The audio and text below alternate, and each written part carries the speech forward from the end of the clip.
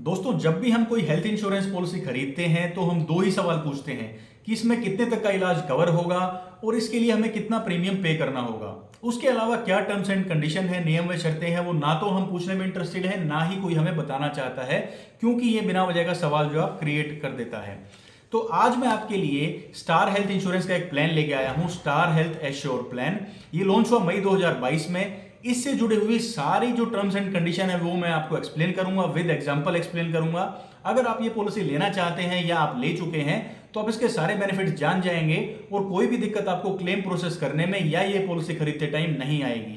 एक डिस्क्लेमर मैं आपको दे दूं, ये कोई भी पेड वीडियो नहीं है, सिर्फ मेरे व्यूअर्स और सब्सक्राइबर के लिए मैं जानकारी मात्र के लिए वीडियो लेके आया हूं। नमस्कार दोस्तों, मेरा नाम है हरविंदर सिंह और मैं आपका स्वागत करता हूं डीएचसी सॉल्यूशंस के यूट्यूब चैनल पर।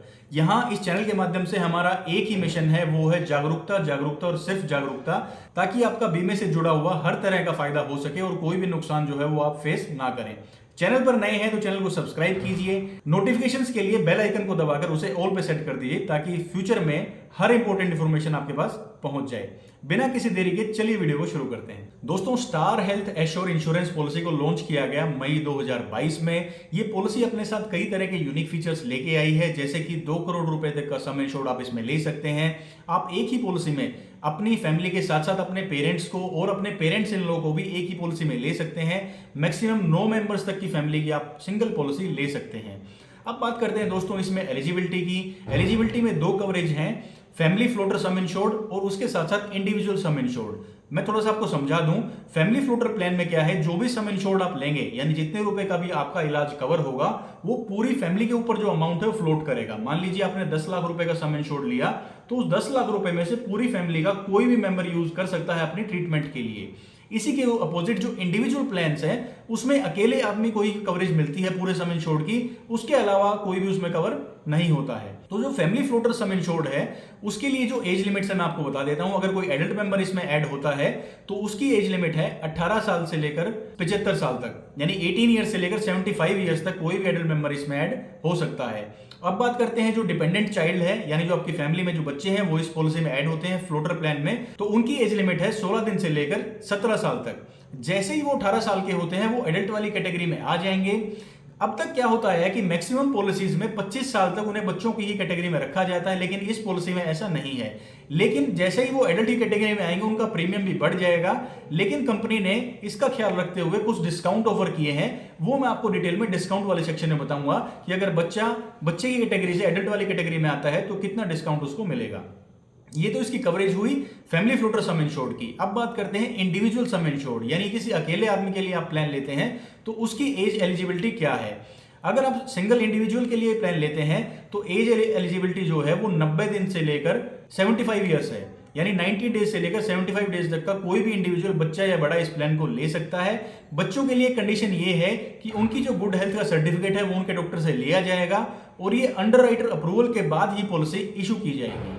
अब दोस्तों बात करते हैं फैमिली की डेफिनेशन की। एक पॉलिसी में एक फैमिली की डेफिनेशन क्या है, परिभाषा क्या है। देखिए, जो फैमिली इस पॉलिसी में कहा गया है वो आपके बेटर हाफ यानी आपके स्पाउस, आपके बच्चे, आपके पेरेंट्स और आपके पेरेंट्स इन लॉ, ये जो कैटेगरीज हैं, ये जो ग्रुप्स हैं रिलेशन के आपके, ये एक पॉलिसी में ये ऐड हो सकते हैं।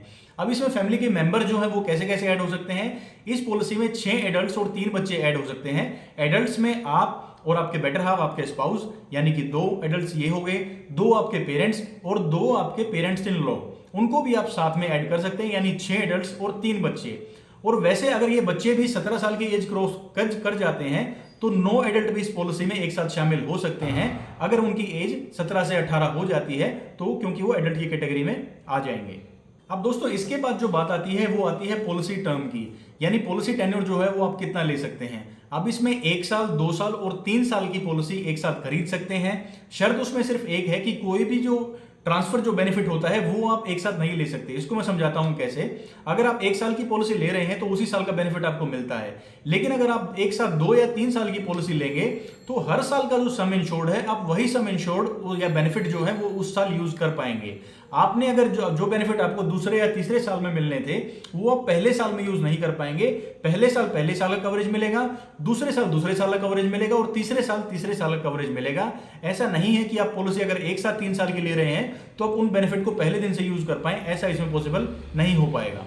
अब दोस्तों बारी आती है डिस्काउंट वाले सेक्शन की। सबसे पहले बात करते हैं जो फैमिली फ्लोटर प्लान में जो डिस्काउंट है। जैसा कि मैंने आपको बताया था, अगर कोई चाइल्ड की कैटेगरी से एडल्ट की कैटेगरी में जाएगा, अगर कोई बच्चा 17 से 18 साल की एज में चला जाएगा तो सिंगल एडल्ट का उसका प्रीमियम चार्ज किया जाएगा, लेकिन उस पर 40% का डिस्काउंट है। वो डिस्काउंट उस बच्चे को मिलेगा और तभी वो प्रीमियम चार्ज किया जाएगा।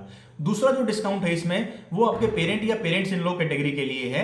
अगर किसी फैमिली फ्लोटर प्लान में कोई भी मेंबर ऐड होता है, सिंगल है या डबल है, कोई भी इसमें मेंबर ऐड होते हैं, तो सिंगल एडल्ट के प्रीमियम पे उन्हें 10% का ऑटोमेटिकली डिस्काउंट मिलेगा, लेकिन ये सिर्फ फैमिली फ्लोटर प्लान पे है, इंडिविजुअल प्लान पे डिस्काउंट नहीं है। अब दूसरी जो कैटेगरी आती है डिस्काउंट की वो लॉन्ग टर्म डिस्काउंट्स हैं, यानी आप 1 साल की पॉलिसी से ज्यादा टाइम की पॉलिसी खरीदते हैं तो वो डिस्काउंट आपको मिलेंगे। सिंगल ईयर की अगर आप पॉलिसी खरीदते हैं तो आपको उसमें कोई डिस्काउंट नहीं है, पूरा प्रीमियम पे करना होगा। अगर आप एक साथ 2 साल की पॉलिसी खरीदते हैं तो जो सेकंड ईयर का प्रीमियम है उस पर 10% आपको डिस्काउंट मिलेगा। और जो अगर आप एक साथ 3 साल की पॉलिसी खरीदते हैं तो जो सेकंड और थर्ड ईयर का जो प्रीमियम है उन दोनों को मिला के 10% का डिस्काउंट आपको मिलेगा। फर्स्ट ईयर के पे डिस्काउंट आपको प्रीमियम पे नहीं मिलेगा। एक एग्जांपल से मैं आपको समझाता हूं। मान लीजिए, सपोज कीजिए एग्जांपल के तौर पे 10,000 रुपए आपका 1 साल का प्रीमियम है। आपने अगर 2 साल की पॉलिसी खरीदी है तो जो दूसरे साल के 10,000 रुपए हैं उस पे 10% डिस्काउंट, 10,000 का 10% यानी 1,000 रुपए, यानी टोटल 2 साल का प्रीमियम बना 20,000 रुपए। डिस्काउंट मिलेगा सेकंड ईयर वाले प्रीमियम पे 10% यानी 1,000 रुपए। टोटल आपको 20 की बजाय 19,000 रुपए पे करने हैं। अगर आप 3 साल की पॉलिसी खरीदते हैं तो जो दूसरे और तीसरे साल का प्रीमियम है यानी 10,000 रुपए का 20,000 रुपए जो बने उन पे 10% डिस्काउंट यानी 2,000 रुपए का डिस्काउंट। टोटल आपको 30 की बजाय 28,000 रुपए पे करने हैं अगर आप लॉन्ग टर्म पॉलिसी खरीदते हैं तो। अब इसके बाद बारी आती है दोस्तों सम इंश्योर्ड ऑप्शंस की, कि कितने रुपए तक की ट्रीटमेंट आप इन प्लान्स में ले सकते हैं। वो है 5 लाख रुपए से लेकर 2 करोड़ रुपए तक की। जो स्क्रीन पे आपको सारा ब्रेकअप दिख रहा है, ये प्लान जो है वो 5 लाख, 10 लाख, 15 लाख, 20 लाख, 25 लाख, उसके बाद 50 लाख, 75 लाख, 1 करोड़ और 2 करोड़। इनमें से आप कोई भी जो फ्लेक्सिबल ऑप्शन है वो चूज कर सकते हैं अपने सम इंश्योर्ड का, अपनी नीड के अकॉर्डिंग। लेकिन इसमें कुछ कंडीशन है। 2 करोड़ रुपए के सम इंश्योर्ड लेने के लिए आपकी एज 65, एंट्री एज 65 साल से कम होनी चाहिए। 65 साल के बाद अगर आप ये पॉलिसी लेते हैं तो आप 2 करोड़ रुपए का कवर नहीं ले सकते। उसके लिए मैक्सिमम जो लिमिट है कवरेज की वो 50 लाख रुपए है। अगर आपको 2 करोड़ रुपए का सम इंश्योर्ड चाहिए तो आपकी एंट्री 65 साल की एज से पहले इस पॉलिसी में होनी चाहिए। अब हम बात करते हैं दोस्तों कि क्या ये पॉलिसी खरीदने से पहले आपको कोई मेडिकल टेस्ट या मेडिकल स्क्रीनिंग देनी होगी। इस तरह की कोई कंडीशन नहीं है, आप डायरेक्ट पॉलिसी परचेज कर सकते हैं। आपको अटमोस्ट गुड फेथ के साथ यानी खुद अपनी ईमानदारी से ही बताना होगा जो भी आपको कॉम्प्लिकेशंस हैं, ताकि कुछ टाइम बाद वो आपका प्री एग्जिस्टिंग डिजीजेज में कवर हो जाए। अगर आपको कोई दिक्कत है तो आपको ये वो सेल्फ डिक्लेयर करनी होगी ताकि आपको फ्यूचर में क्लेम्स में दिक्कत ना आए। अब चलो, पॉलिसी तो हम ये खरीदने जा रहे हैं, लेकिन इसका प्रीमियम हम कैसे पे करें। पूरे साल में एक बार पे करें या हम 6 महीने पे करें या फिर क्वार्टरली यानी हर 3 महीने में हम पे करें, क्योंकि हर एक आदमी कंफर्टेबल नहीं होगा कि वो पूरे साल का अमाउंट एक साथ पे करे। तो इसमें आपके पास ऑप्शन है, आप एनुअली पे कर सकते हैं इसको, हाफ ईयरली यानी हर 6 महीने पे कर सकते हैं, या क्वार्टरली भी पे कर सकते हैं यानी 3 महीने में भी अपना एक बार प्रीमियम पे कर सकते हैं। लेकिन एक छोटी सी कैच यानी कि हिडन कॉस्ट है इसमें। अगर आप अपना प्रीमियम साल में एक बार पे करते हैं तो वो आपका फिक्स रहेगा। अगर आप हाफ ईयरली पे करते हैं यानी 6 महीने प्रीमियम पे करते हैं तो उसमें आप इसमें डिस्काउंट कम हो जाएगा, यानी प्रीमियम का अमाउंट आपका बढ़ जाएगा। और क्वार्टरली पे करते हैं तो वो डिस्काउंट थोड़ा सा और कम हो जाएगा। तो यानी क्वार्टरली पे करने में आपको पॉलिसी थोड़ी सी महंगी पड़ेगी, हाफ ईयरली में थोड़ी सी कम महंगी पड़ेगी और ईयरली में तो सबसे सस्ती आपको पॉलिसी पड़ेगी। तो इसमें आपको ये है कि अगर आप पॉसिबल है तो आप एनुअली चूज कीजिए, लेकिन अगर कोई ऑप्शन नहीं है, आप क्वार्टरली हाफ ईयरली पे करना चाहते हैं तो थोड़ा सा इसमें डिस्काउंट का डिफरेंस आ जाएगा।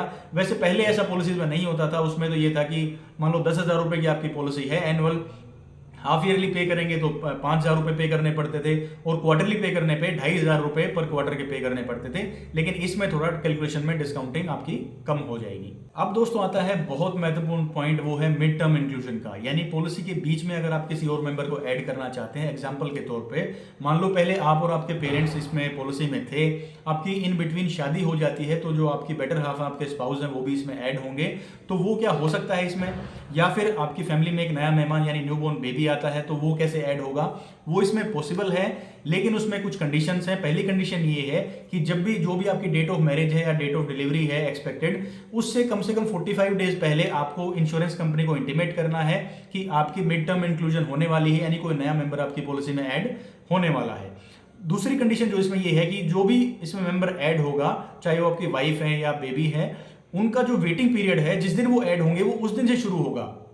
वेटिंग पीरियड का मतलब ये है, यानी जो उनकी ट्रीटमेंट की कवरेजेस है उनमें जो कुछ लिमिट्स होती है टाइम की, वो कुछ टाइम बाद कवर होती हैं कुछ बीमारियां, वो उस दिन से काउंट होना शुरू होंगे जिस दिन से वो पॉलिसी में ऐड हुए हैं, ना कि जिस दिन से पॉलिसी खरीदी गई थी उस दिन से वो चीज़ नहीं होगी। और तीसरा ये है कि जो भी मिड टर्म इंक्लूजन है वो अंडर राइटर अप्रूवल, यानी जो इंश्योरेंस कंपनी का एम्प्लॉई है, अंडर राइटर हैं, वो इसको अप्रूव करेंगे, तभी आप मिड टर्म इंक्लूजन ले सकते हैं। अब ये तो कुछ महत्वपूर्ण मैंने बेनिफिट्स और फीचर्स आपको बताए हैं। अब कुछ कवरेजेस की बात कर लेते हैं कि क्या क्या इस पॉलिसी में कवरेज की लिमिट्स हैं। तो जो पहला नंबर है वो है रूम रेंट का, यानी आपके नर्सिंग चार्जेस और जो रूम के चार्जेस हैं उसकी लिमिट कितनी होने वाली है।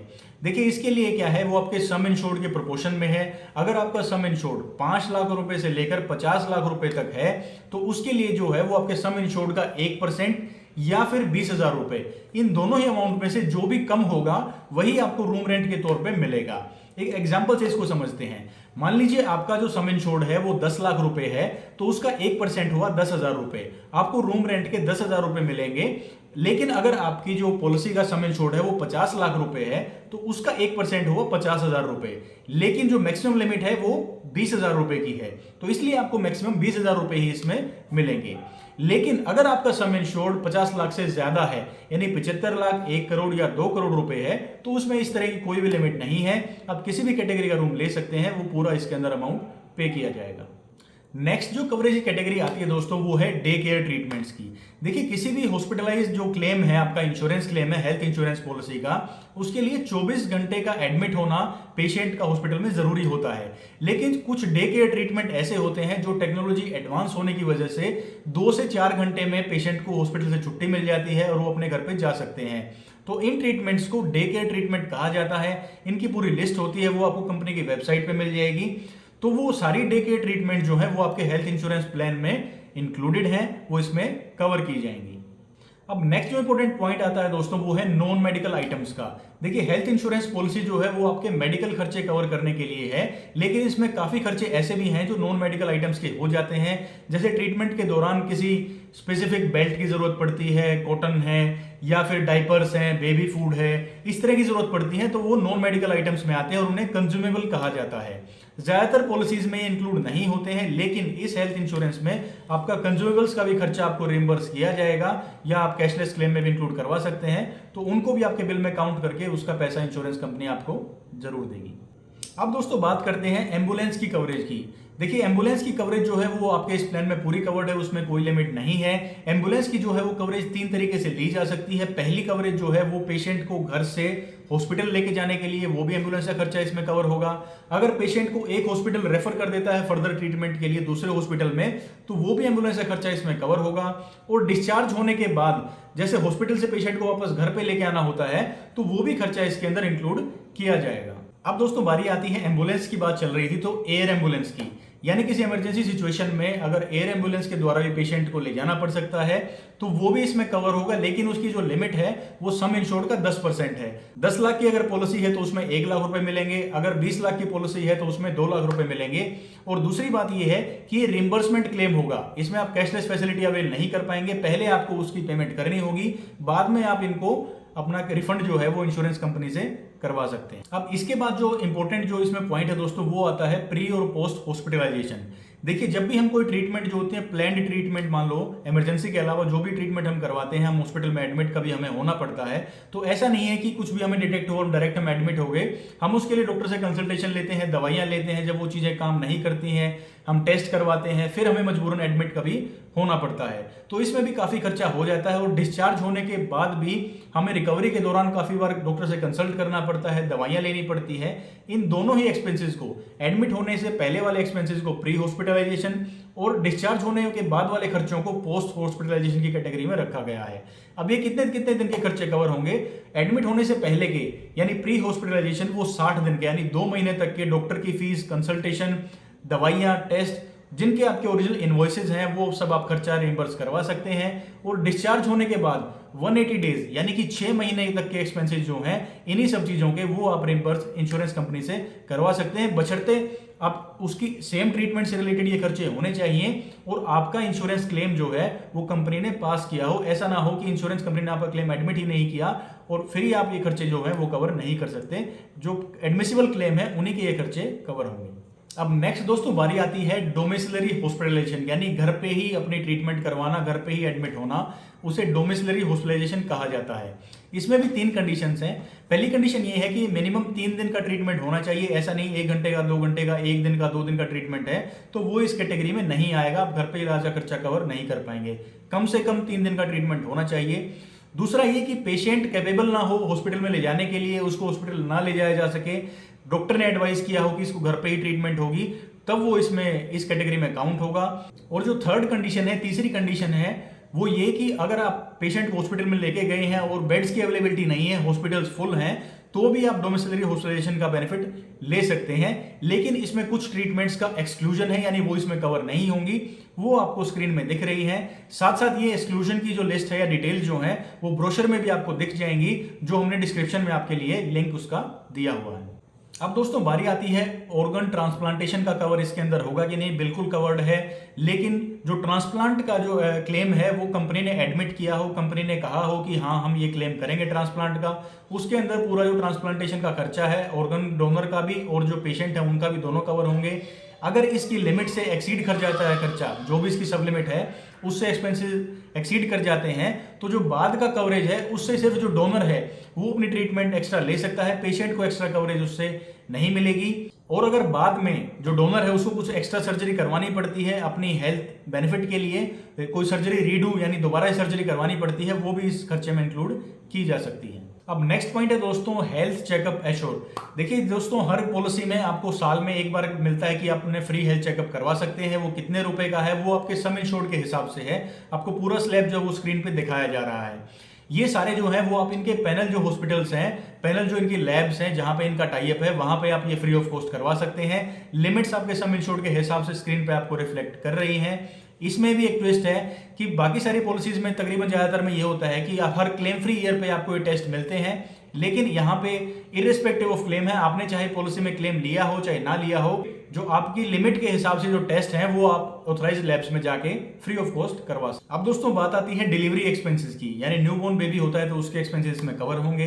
जी हाँ बिल्कुल कवर होंगे वो, लेकिन प्रोपोर्शन में होंगे आपकी सम इंश्योर्ड के। जितने रुपए का आपने सम इंश्योर्ड लिया है उसका 10% तक के जो है डिलीवरी एक्सपेंसेस इसमें कवर होंगे। 10 लाख रुपए का सम इंश्योर्ड है तो 1 लाख रुपए का कवरेज मिलेगा। लेकिन कंडीशन है, पहली कंडीशन ये है कि इसमें वेटिंग पीरियड है 24 महीने का, यानी 24 महीने से आपकी जो स्टार हेल्थ इंश्योरेंस पॉलिसी है वो कंटिन्यू होनी चाहिए विदाउट एनी ब्रेक। दूसरी कंडीशन है इस रनिंग पॉलिसी में 24 महीने से दोनों जो पेरेंट हैं वो इसमें मेंबर होने चाहिए इसी पॉलिसी में। ऐसा नहीं कि एक पेरेंट 24 महीने से और दूसरा पेरेंट अभी पिछले साल ही आया है तो वो ऐसे इसमें कवर नहीं होंगे। उसके लिए पिछले दोनों साल से यानी 24 महीने से दोनों पेरेंट इस पॉलिसी का हिस्सा होने चाहिए, तभी आपके मैटरनिटी एक्सपेंसेस कवर होंगे। नेक्स्ट पॉइंट है दोस्तों यूट्रोफीटल सर्जरीज। ये वो सर्जरीज जो लेडीज की होती हैं, यूट्रस से रिलेटेड सर्जरीज हैं। इनकी लिस्ट कंपनी की वेबसाइट पे दी हुई है, सिर्फ वही सर्जरीज में इंक्लूड की जाएंगी। लेकिन इसमें कंडीशन है 24 महीने का वेटिंग पीरियड है, उसके बाद ही यूट्रस से रिलेटेड कोई भी सर्जरी है वो इसमें कवर हो पाएगी। कवरेज की कंडीशन के लिए आप इसकी लिस्ट रेफर कर सकते हैं कंपनी की वेबसाइट। अब दोस्तों इंपॉर्टेंट बात आती है असिस्टेड रिप्रोडक्शन ट्रीटमेंट की, यानी कई बार बेबी कंसीव नहीं हो पाता, उसके लिए मेडिकल असिस्टेंस चाहिए होती है तो वो भी इसके अंदर कवर होगी। कंडीशन पहली ये है 24 महीने का वेटिंग पीरियड है इसके अंदर, यानी 2 साल का वेटिंग पीरियड है, उसके बाद ही ये कवर हो पाएगा।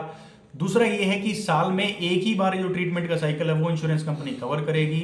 और तीसरा कंडीशन ये है कि इसमें कोई भी हॉस्पिटलाइजेशन जरूरी नहीं है, क्योंकि ये ट्रीटमेंट जो अमूमन लंबे चलते हैं तो इसमें कोई भी हॉस्पिटल में एडमिट होने की जरूरत नहीं है। अब ये कितने रुपए तक का सम इंश्योर्ड जो है वो कवर करेगी, यानी कितने रुपए तक का ट्रीटमेंट इस पॉलिसी में कवर होगा, वो आपके सम इंश्योर्ड के अनुपात में है, रेशियो में है। अगर आपका सम इंश्योर्ड 5 लाख रुपए है तो 1 लाख रुपए की ट्रीटमेंट आप ले सकते हैं। 10 से 25 लाख तक अगर आपका सम इंश्योर्ड है तो उसमें 2 लाख रुपए की ट्रीटमेंट आप ये ले सकते हैं। और अगर 50 लाख से लेकर 2 करोड़ तक का सम इंश्योर्ड है तो 4 लाख रुपए का ट्रीटमेंट इस कैटेगरी का आप ले सकते हैं। हॉस्पिटलाइजेशन और ट्रीटमेंट ऑफ न्यूबॉर्न बेबी, यानी अगर बच्चे को पैदा होने के बाद कोई दिक्कत हो जाती है, एक्सीडेंटल दिक्कत, या फिर कोई उन्हें जन्मजात दिक्कत हो जाती है, जैसे कई बार बच्चे के दिल में छेद होता है, तो वो डे 1 से इसमें कवर होगी। उसमें कंडीशन क्या है कि या तो ये जो क्लेम है, जो मैटरनिटी क्लेम है, ये एडमिसिबल हो, यानी पॉलिसी के अंडर लिया गया हो, मैटरनिटी का क्लेम इसमें कवर किया गया हो, या फिर जो इनकी मदर है, बच्चे की जो मदर है, वो पिछले 1 साल से इस पॉलिसी में इंक्लूडेड हो, तभी ये जो कवरेज है बच्चे की ट्रीटमेंट की या हॉस्पिटलाइजेशन की उनको मिल पाएगी। और इसकी जो ट्रीटमेंट की लिमिट है वो सम इंश्योर्ड के हिसाब से ही है। 5 से 25 लाख तक का सम इंश्योर्ड है तो 2 लाख रुपए, और 50 लाख से लेकर 2 करोड़ तक का है तो उसमें 4 लाख रुपए तक का ट्रीटमेंट ले सकते हैं। अब इस पॉलिसी का दोस्तों एक और यूनिक फीचर आता है, रिपाट्रिएशन ऑफ मोर्टल रिमेन्स। यानी कि देखिए, अब न्यूक्लियर फैमिलीज होती हैं, काम से कई लोग बाहर भी रहते हैं, बाहर आना जाना भी लगा रहता है, तो अगर वहां उनके साथ कोई डेथ हो जाती है उनकी, या उनके साथ कोई इशू हो जाता है, तो उनके जो मोर्टल रिमेन्स हैं, यानी जो उनके मृत्यु के अवशेष हैं, यानी अस्थियां जो हैं, वहां से लेके आने में भी, उनकी डेड बॉडी लेके आने के लिए भी इस पॉलिसी में कवरेज मिलेगा। इसमें रिइंबर्समेंट क्लेम ले सकते हैं 15,000 रुपए तक का पर पॉलिसी ईयर में, और वो उनको रिइंबर्समेंट के तौर पे लेना होगा, और वो उनके घर के एड्रेस, यानी जो उनका पॉलिसी में एड्रेस मेंशन है, वहां तक पहुंचाने के लिए 15,000 रुपए का इसमें कवर ले सकते हैं। नेक्स्ट इसमें बात आती है दोस्तों आयुष ट्रीटमेंट की। आयुष का फुल फॉर्म है आयुर्वेद, यूनानी, सिद्ध या होम्योपैथी। अगर इससे रिलेटेड आप कोई ट्रीटमेंट लेते हैं तो वो भी इसके अंदर सम इंश्योर्ड तक पूरी कवर की जाएगी। नेक्स्ट इंपॉर्टेंट पॉइंट है दोस्तों क्यूमुलेटिव बोनस, या कहें तो नो क्लेम बोनस। ये बेनिफिट आपको मेडिकल हेल्थ इंश्योरेंस में क्लेम ना लेने के लिए मिलता है, लेकिन यहां पे क्या है, जैसे गाड़ी या मोटर इंश्योरेंस में आप नो क्लेम बोनस के लिए आपका प्रीमियम कम हो जाता है, यहां पे आपका प्रीमियम तो सेम रहता है, लेकिन आपकी जो सम इंश्योर्ड लिमिट है, यानी जितने रुपए का आप ट्रीटमेंट ले रहे हैं, वो इसमें बढ़ जाता है। एग्जाम्पल के लिए मान लीजिए आपका सम इंश्योर्ड है 10 लाख रुपए और आपने 1 साल क्लेम नहीं लिया, तो इस पॉलिसी में 25% जो है वो क्यूमुलेटिव बोनस है। अगले साल वो लिमिट आपकी 12.5 लाख रुपए हो जाएगी, और उसके लिए कोई एक्स्ट्रा प्रीमियम आपको पे नहीं करना होगा। अब ये मैक्सिमम कितनी होगी, ये टोटल 10 से 20 लाख रुपए, यानी दोगुने तक ये बढ़ सकता है। हर साल आपका 2.5 लाख रुपए बढ़ता रहेगा जब तक ये उसका डबल नहीं हो जाता, यानी सम इंश्योर्ड का 25% हर क्लेम फ्री ईयर के लिए till 100% of the some insured, यानी सम इंश्योर्ड के डबल होने तक।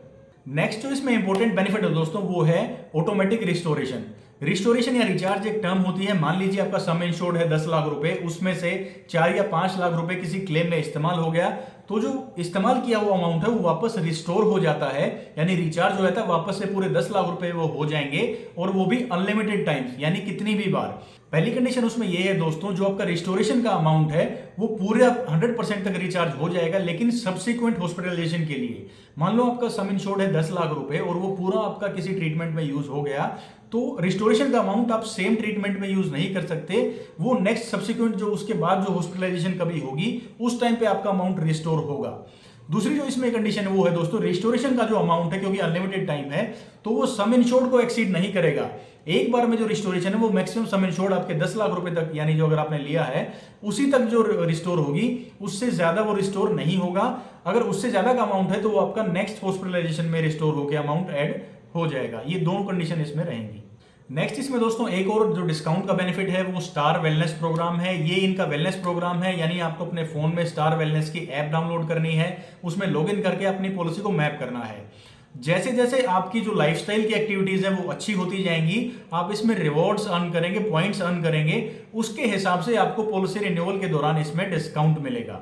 तो वो स्लैब क्या है वो आपको स्क्रीन पे मैं दिखा रहा हूं। अगर आप इतने पॉइंट्स अर्न करेंगे तो उसके सामने जो है वो आपको प्रीमियम का डिस्काउंट भी दिख रहा है। इतना डिस्काउंट आप अर्न कर सकते हैं। ये इसलिए है ताकि जो उनके क्लाइंट्स हैं, स्टार हेल्थ इंश्योरेंस के जो क्लाइंट्स हैं, वो हेल्दी रहें। कम क्लेम आएंगे तो ऑटोमेटिकली उनके कंपनी के लिए बेनिफिशियल रहेगा, तो इसीलिए वो आपको प्रीमियम पे डिस्काउंट इसके लिए देते हैं। अब अगला जो इंपॉर्टेंट पॉइंट आता है दोस्तों वो है कोपेमेंट। कोपेमेंट की डेफिनेशन मैं आपको बता देता हूं। कोपेमेंट का मतलब ये है कि अगर आपकी पॉलिसी में कोपेमेंट है तो ट्रीटमेंट के दौरान आने वाले खर्च का कुछ शेयर आपको पेशेंट को या पेशेंट की फैमिली को पे करना पड़ता है। इस पॉलिसी में जो कोपेमेंट की कंडीशन है वो है ये है कि अगर इस पॉलिसी में कोई भी जो इंडिविजुअल जो है वो 61 साल की एज के बाद एंट्री करता है तो 10% की कोपेमेंट लागू होती है। यानी मान लीजिए अगर कोई आपके पेरेंट या पेरेंट इन लॉ इस पॉलिसी में इंक्लूड होते हैं when they are more than 61 years of age, जब उनकी एज 61 साल से ज्यादा हो जाएगी, तो अगर कोई हॉस्पिटलाइजेशन उनकी होती है तो उसमें 10% की कोपेमेंट लागू होगी। अगर किसी हॉस्पिटलाइजेशन के लिए मान लीजिए 10 लाख में से 1 लाख रुपए का बिल आया उनका, तो उसमें से 10,000 रुपए पेशेंट या उनकी फैमिली को पे करने होंगे और 1 लाख में से 90,000 रुपए इंश्योरेंस कंपनी पे करेगी। सिर्फ ये उस टाइम एप्लीकेबल है जब एंट्री एज उस इंडिविजुअल की 61 साल के बाद है। अब दोस्तों आता है फाइनल और लास्ट पॉइंट, वो है वेटिंग पीरियड्स। वेटिंग पीरियड का मतलब ये है कि कितने टाइम के बाद कौन seed treatment health insurance company या ये प्लान जो है वो कवर करेगा। वो इसमें सेम ही कंडीशंस हैं जो स्टार के बाकी प्लान्स में है। नॉर्मल सिकनेस या इलनेस के लिए 30 डेज का वेटिंग पीरियड है।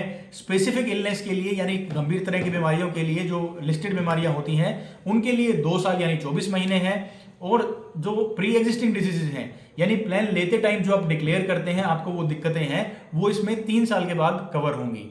अब इसके अलावा कुछ पॉलिसी में एक्सक्लूजन्स भी हैं, यानी जो पूरी पॉलिसी टेन्योर के दौरान इस तरह की ट्रीटमेंट्स कवर नहीं होंगी, उनकी लिस्ट जो है वो आपको ब्रोशर में दे दी गई है और ब्रोशर का जो लिंक है वो डिस्क्रिप्शन में अटैच है, आप वहां से ब्रोशर डाउनलोड कर सकते हैं। तो दोस्तों ये मैंने आपको point by point, step by step with example समझाया है star health assurance insurance policy को। अब मेरी ये उम्मीद है कि आप ये पूरा प्लान समझ गए हैं। अगर आपने पॉलिसी खरीद ली है तो फ्यूचर में आपको कोई दिक्कत नहीं आएगी क्लेम से रिलेटेड या अपनी पॉलिसी से रिलेटेड। और अगर आप खरीदना चाहते हैं तो अब तक आप ये भी समझ गए हैं कि क्या ये पॉलिसी आपके लिए है या नहीं है। इसमें सारे पॉइंट्स मैंने कवर किए हैं, लेकिन फिर भी आपका इनसे रिलेटेड कोई डाउट या कोई सवाल है आप कमेंट सेक्शन में लिख सकते हैं। मैं आपसे मिलूंगा अगले हफ्ते, तब तक के लिए अपना ख्याल रखिए, खुश रहिए और स्वस्थ रहिए। Thank you.